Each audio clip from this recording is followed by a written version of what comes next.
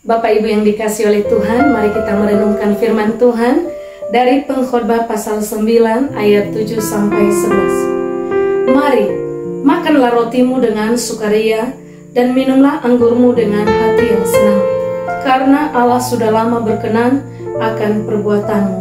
Biarlah selalu putih pakaianmu dan jangan tidak ada minyak di atas kepalamu. Nikmatilah hidup dengan istri yang kau kasihi seumur hidupmu yang sia-sia, yang dikaruniakan Tuhan kepadamu di bawah matahari.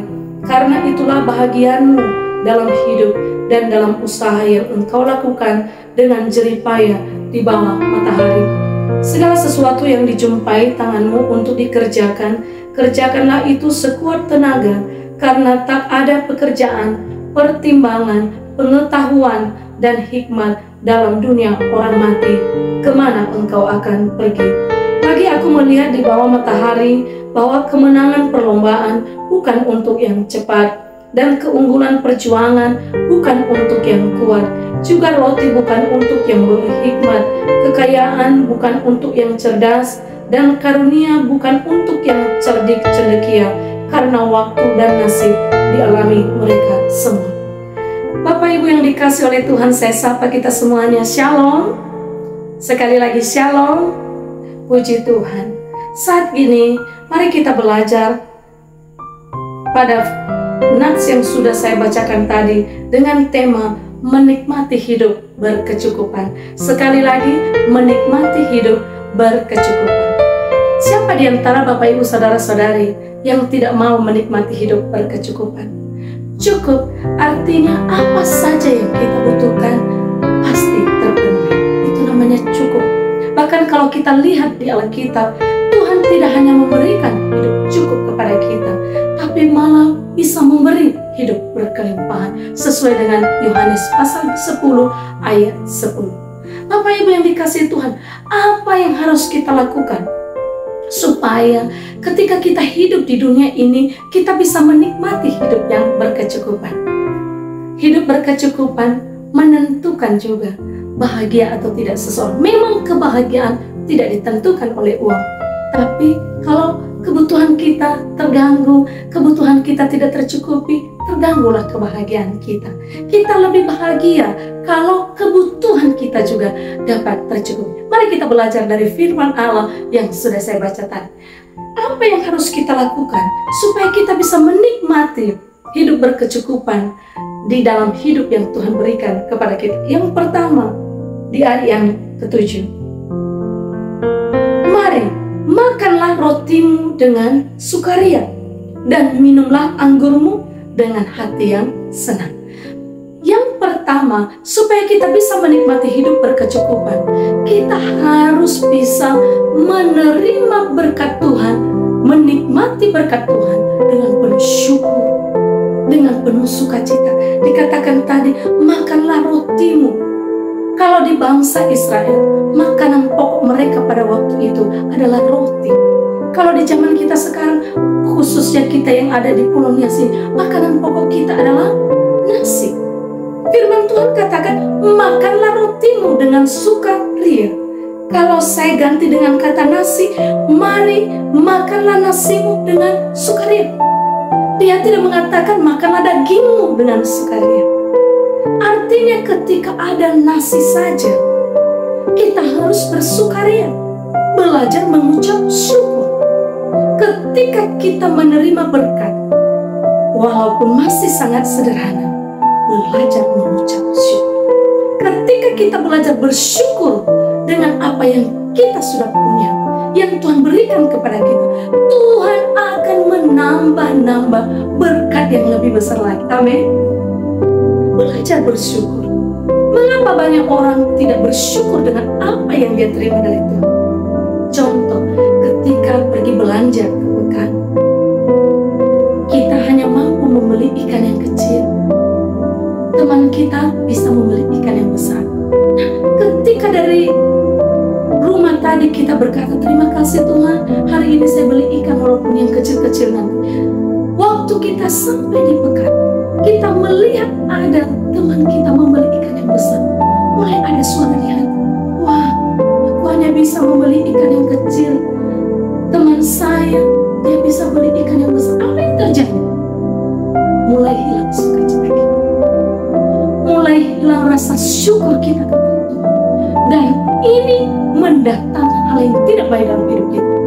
Kita sudah membeli ikan yang kecil, sampai ke rumah tidak lagi dengan sukacita. Apalagi ketika kita ada di tempat atau di ruangan, kita bisa bersama keluarga menikmati makanan dan minuman. Kita melihat ikan yang sudah digoreng kecil-kecil, kita terbayang dengan ikan besar yang dibeli oleh kawan kita. Rasa syukur hilang, dan ketika rasa syukur itu hilang, itu menutup berkat baru bagi hidup kita. Saudara-saudara yang dikasihi Tuhan, belajar bersyukur. Kalau Tuhan percayakan hal sederhana sekarang untuk kita bisa nikmati, belajar mengucap syukur, terima dengan senang hati. Ini berguna untuk kita orang tua, begitu juga kepada anak-anak. Belajar bersyukur, jangan terus menuntut orang tua harus membeli ini itu sesuai dengan kemauannya. Belajar bersyukur, apa yang bisa kita nikmati sekarang, nikmati dengan rasa syukur kepada Tuhan. Kalau kita banyak bersyukur, Tuhan pasti buka jalan untuk kita menerima hal-hal baru, tentu yang lebih baik lagi dari Tuhan. Yang kedua, di ayat yang ke-8, biarlah selalu putih pakaian, dan jangan tidak ada minyak di atas kepala. Apa maksudnya? Apakah kita harus selalu pakai baju putih? Karena sebagai seorang petani, memakai baju putih, rok atau celana putih, pergi ke kebun. Wah, semua orang pasti geleng-geleng kepala melihat kita. Ada apa dengan orangnya? Apa yang terjadi dengan dirinya? Masa dia bekerja pakai baju putih dan celana putih? Tentu bukan pakaian secara jasmani. Apa maksudnya pakaian putih di ayat ini? Pakaian putih adalah gaya hidup yang menyenangkan Tuhan. Jangan biarkan hidup kita dinajiskan oleh apapun juga yang ada di dunia ini. Baik ketika kita ada di rumah, di sekolah, di tempat pekerjaan, atau di mana saja. Jaga hidup kudus di hadapan Tuhan. Mulai dari ucapan, mata, telinga, apa yang kita lakukan, berjuanglah, lakukan yang terbaik untuk Tuhan. Jangan dicemari oleh lingkungan di mana kita berada, tapi belajar untuk mempengaruhi lingkungan kita berada, supaya mereka belajar juga menjaga hidup semakin bersih di hadapan Tuhan. Tuhan tidak pernah tertarik dengan penampilan jasmani. Tuhan tertarik dengan kesucian hidup kita. Mari kita belajar untuk menjaga hidup yang bersih di hadapan Tuhan, karena itu juga sarana Tuhan memberkati kita dan menikmati hidup berkecukupan dalam hidup ini. Tuhan pasti selalu memberi jalan keluar bagi kita, supaya kita juga bisa menikmati hidup yang diberkati ketika kita sungguh-sungguh hidup takut akan Tuhan. Dikatakan tadi, dan jangan tidak ada minyak di atas kepalamu. Saya pernah korbankan di kitab Mazmur pasal 23 yang berjudul Tuhan adalah Gembala. Salah satu hal yang dilakukan gembala yang baik adalah mengurapi kepala dombanya dengan minyak. Apa maksudnya? Minyak adalah lambang Roh Kudus yang selalu menguasai hidup kita, mulai dari kepala kita, pikiran kita dikuasai oleh Roh Kudus. Dikatakan tadi, jangan tidak ada minyak di atas kepala. Artinya jangan sampai tidak ada pengurapan Roh Kudus dalam hidup kita. Nah, ini terjadi ketika kita menjaga kekudusan hidup kita di hadapan Tuhan. Roh Kudus itu semakin mengurapi kita, sehingga kita menjadi berdampak dimanapun kita berada. Yang ketiga, di ayat yang ke-9, nikmatilah hidup dengan istri yang kau kasih seumur hidupmu yang sia-sia. Tidak dikatakan nikmatilah hidupmu bersama istri orang lain. Tidak dikatakan nikmatilah hidup dengan istri tetanggamu. Tidak. teman-temanmu. Tidak. Tapi nikmatilah hidupmu dengan istri yang kau kasih seumur hidup. Apa maksudnya? Berkat-berkat Tuhan yang Tuhan berikan kepada kita, hendaknya kita menikmati bersama dengan keluarga yang kita kasih. Suami menikmati berkat yang dia terima bersama dengan istrinya. Kalau sudah ada anak, menikmati berkat Tuhan bersama dengan anak. Jangan sampai kita menerima berkat Tuhan malah hidup berfoya-foya dengan orang lain sementara keluarga terlantar. Tuhan mempercayakan berkat kepada kita supaya kita nikmati bersama dengan keluarga yang Tuhan sudah berikan kepada kita. Beri waktu bersenang-senang bersama dengan keluarga. Ini bukan maksudnya pesta pora setiap hari atau tiap hari pergi jalan-jalan, bukan. Sekali-kali berikan waktu bapak-bapak bersama dengan istri, sekali-sekali jalan-jalan.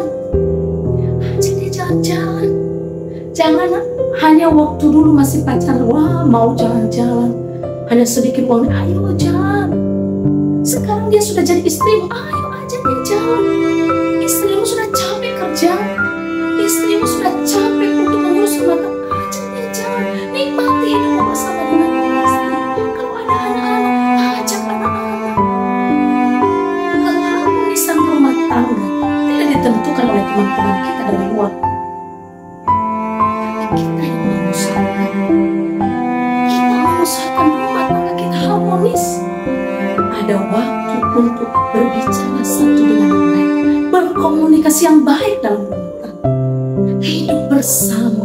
Kita seringkali disibukkan dengan tugas dan pekerjaan kita. Coba bijak dalam menggunakan waktu. Ada waktu bekerja, ada juga waktu untuk keluarga, sehingga anak-anak kita tidak terlantar. Zaman sekarang banyak anak-anak yang terlantar. Tidak ada lagi waktu orang tua untuk memperhatikan anak. Istri pun ikut terlantar. Tidak ada waktu suami memperhatikan istri. Kadang sebaliknya, istri tidak ada lagi waktunya untuk memperhatikan suaminya. Dan kalau hal ini terjadi, ini bisa dipakai oleh setan untuk menghancurkan rumah tangga. Firman Tuhan mengajar kita menikmati kehidupan yang cukup. Nikmati bersama dengan keluarga. Semakin harmonis rumah tangga, semakin mengalir berkat Tuhan dalam keluarga itu. Mari kita lihat sejenak di kitab Mazmur. Saya buka sebentar kitab Mazmur pasal 133. Mazmur 133 ayat 1 sampai 3. Sungguh alangkah baiknya dan indahnya apabila saudara-saudara diam bersama dengan rukun. Sekali lagi, rukun. Seperti minyak yang baik di atas kepala meleleh ke janggut, yang meleleh ke janggut Harun dan ke leher jubahnya. Seperti embun gunung Hermon yang turun ke atas gunung-gunung Sion. Sebab kesanalah Tuhan memerintahkan berkat kehidupan untuk selamanya. Lihat saudara, ketika ada kerukunan dalam rumah tangga, ada keharmonisan dalam rumah tangga, ayat 3 mengatakan, kesanalah Tuhan memerintahkan berkat kehidupan untuk selama-lamanya. Luar biasa Bapak Ibu, menjaga keharmonisan rumah tangga mendatangkan berkat. Tuhan sendiri yang perintahkan berkat datang dalam keluarga kita. Sesulit apapun tantangan hidup yang kita hadapi, ketika kita jaga keharmonisan rumah tangga, Tuhan yang perintahkan berkat, bukan kita yang cari berkat. Kita hanya bekerja, berusaha semampu kita, tapi yang memberkati, yang mengirim berkat kepada kita adalah Tuhan yang menciptakan langit dan bumi beserta segala isi. Kalau Tuhan yang mengirim berkat, ada kekurangan di sana? Tentu tidak. Yang ada kecukupan, bahkan hidup berkelimpahan. Yang terakhir, di ayat 10. Segala sesuatu yang dijumpai tanganmu untuk dikerjakan, kerjakanlah itu sekuat tenaga. Bapak Ibu Saudara-saudara, kalau kita mau menikmati hidup berkecukupan, belajar gunakan tangan ini untuk bekerja. Jangan digunakan untuk memukul orang. Apa saja, segala sesuatu yang dijumpai tangan, maksudnya apa saja yang bisa dikerjakan oleh tangan ini, kerjakan itu dengan sekuat tenaga. Maksudnya, lakukan apa saja semampu kita dengan sungguh-sungguh. Jangan asal. Kita orangnya sebenarnya tidak ada alasan untuk jadi miskin. Kenapa? Ada nyanyian kita. Tananiha sata besinane. Benar? Tanah kita tanah yang subur. Batang singkong saja kita lempar ke halaman rumah, tumbuh tidak? Tumbuh. Mengapa? Karena kita subur. Tapi coba kita bicara realita. Banyak orang yang masih hidup dalam kemiskinan, yang akhirnya hanya mengharapkan bantuan. Banyak ibu-ibu yang saya temui, no cair PKH, no cair BLT, harapannya pada bantuan. Ayat ini mengajar kita, kalau mau menikmati hidup berkecukupan, kerja. Tidak ada berkat bagi yang malas. Bekerja. Tuhan sudah beri kekuatan, kesehatan dalam tubuh ini. Tuhan beri hikmat. Bahkan kalau kita kekurangan hikmat, minta dari Tuhan.